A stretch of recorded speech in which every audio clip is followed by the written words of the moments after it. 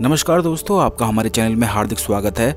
कई बार दोस्तों घर में ऐसा होता है कि कुछ गलतियां ऐसी हो जाती हैं कि वही धन मार्ग में रुकावट बन जाती हैं। शत्रु इससे बहुत ज़्यादा आकर्षित होने लग जाते हैं और ये गलतियां इतनी छोटी छोटी होती हैं कि इनके बारे में पता भी नहीं चल पाता है। लेकिन आपको बता दें कि तुलसी का पौधा एक ऐसा पौधा है कि उसके माध्यम से बहुत सारी चीज़ें करी जा सकती हैं। उसके माध्यम से आप ये भी जान सकते हैं कि आपके घर में कहाँ परेशानी है, किस प्रकार की परेशानी है, और तुलसी के पौधे की ही सहायता से बहुत सारी परेशानियों को आप दूर कर सकते हैं। तुलसी के पौधे में कुछ छोटी छोटी चीज़ें आपको बांध देनी है और इनको बांधने से, यानी कि तुलसी के पौधे में कुछ चीज़ों को बांध देने से घर का जो मुखिया होता है उसी को सारी चीज़ों का आभास होने लगता है कि आखिर समस्याएं किस प्रकार हो रही हैं, क्यों हो रही हैं और कैसे इन्हें ख़त्म करना है।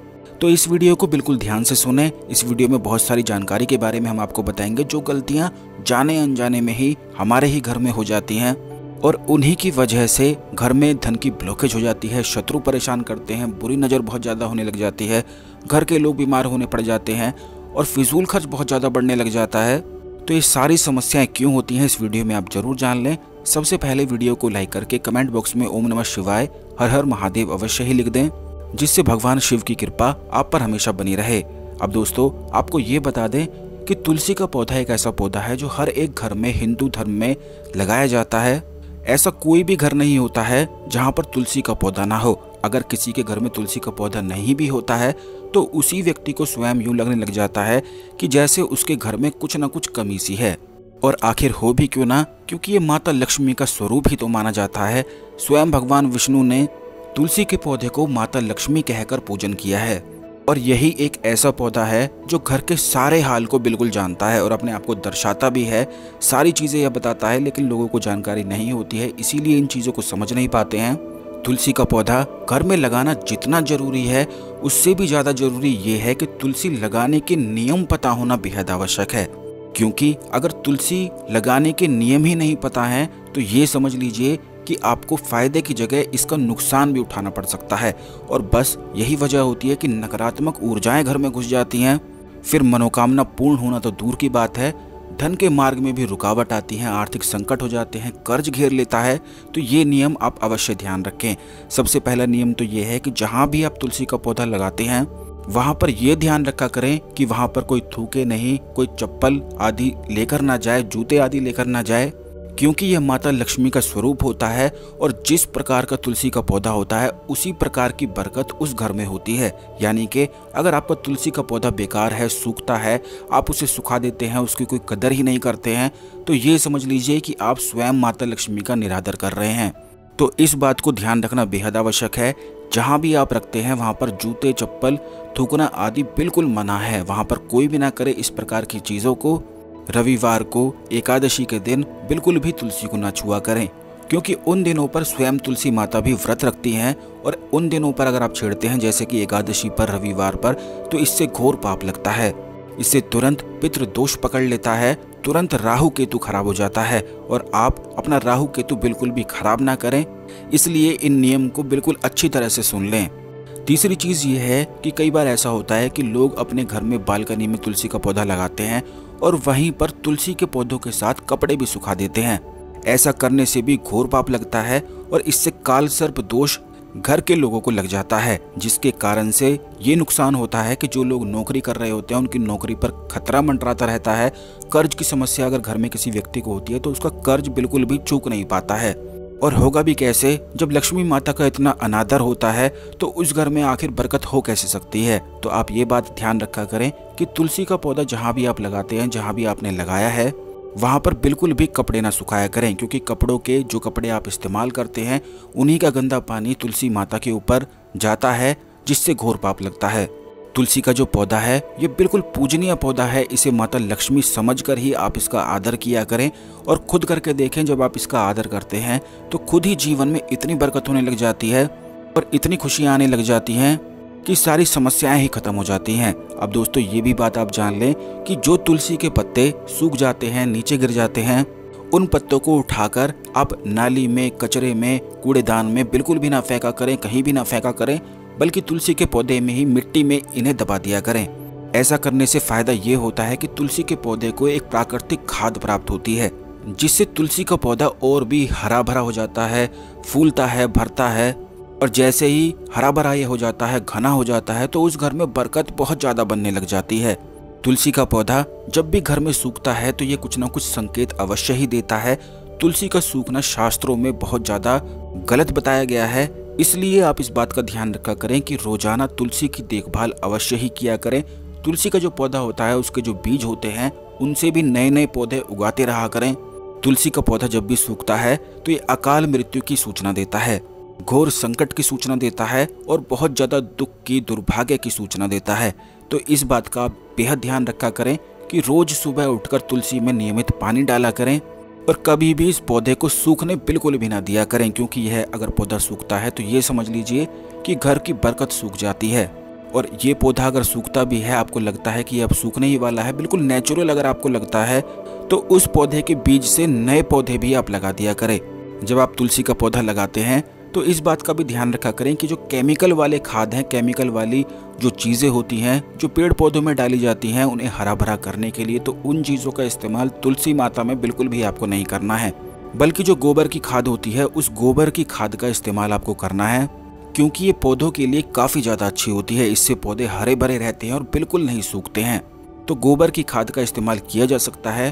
कोई भी गलत चीज़ें अपने गमले में, गंदा पानी इस प्रकार का बिल्कुल भी ना जाने दिया करें। बिल्कुल साफ सुथरा पानी, जिस पानी को आप पीते हैं उसी पानी को तुलसी के पौधे में दिया करें। और ये बात आप ध्यान रखें कि जब भी उस पानी को अगर दिया जाता है जिस पानी को आप स्वयं पीते हैं, तो इससे तुलसी के पौधे की बरकत बढ़ती है और इसी से माता लक्ष्मी प्रसन्न हो जाती हैं, शुक्र ग्रह बलवान बनता है।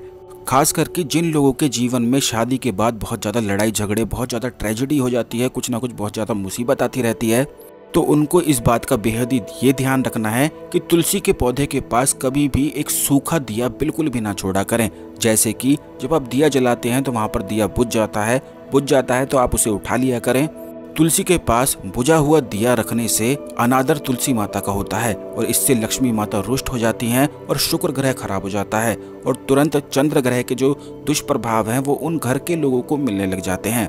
और यही वजह है कि घर के सभी लोगों को बेचैनी सी हुई रहती है, बहुत ज़्यादा वे बेचैन हुए रहते हैं, बिना किसी वजह के वे बहुत ज़्यादा दुख में, परेशानी में रहने लग जाते हैं।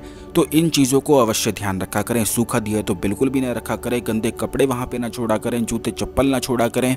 एक चुनरी जो आती है छोटी सी, जो देवी माता को चढ़ाई जाती है, तुलसी के पौधे को जरूर बांध के उस पर रखा करें। तुलसी का जो पौधा होता है उसे चुनरी उड़ाना बहुत ज़्यादा जरूरी है।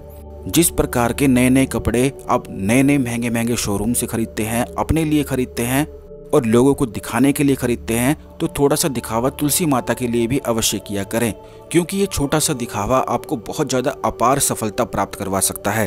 तुलसी के पौधे को जब चुनरी उड़ाकर रखी जाती है तो ये समझ लीजिए कि आपने अपने घर की लक्ष्मी को चुनरी उड़ा दी है। अब वह लक्ष्मी आपके घर की हो गई है, आपके घर की सफलता में आपका योगदान देने वाली है, आपको बरकत प्राप्त करवाने वाली है। तो इन छोटी छोटी चीज़ों को अवश्य ही किया करें। तुलसी के पौधे की जो चुनरी होती है जब आप बांधेंगे तो इस बात का भी ध्यान रखा करें कि ये फटे नहीं, बेकार ना हो, बेकार हो जाए तो आप 5 रुपये की, 10 रुपये की बाहर से लाकर भी इसे हर महीने बदला करें, क्योंकि छोटी सी चीज़ें हैं, इनमें ज़्यादा कुछ खर्चा भी नहीं लगता है। जब इन चीज़ों से घर की बरकत बढ़ सकती है, बढ़ाई जा सकती है, तो इन्हें जरूर किया करें। ये सारी चीज़ें बिल्कुल शास्त्रों में वर्णित है और इनके पीछे कुछ ना कुछ रहस्य अवश्य ही मौजूद रहते हैं, जो महान ऋषियों ने शास्त्रों में इन्हें लिखा है। तुलसी का पौधा तो आप लगा लेते हैं, लेकिन इन नियमों का ही अगर पालन नहीं करते हैं तो उस तुलसी के पौधे का कोई भी लाभ नहीं मिल पाता है।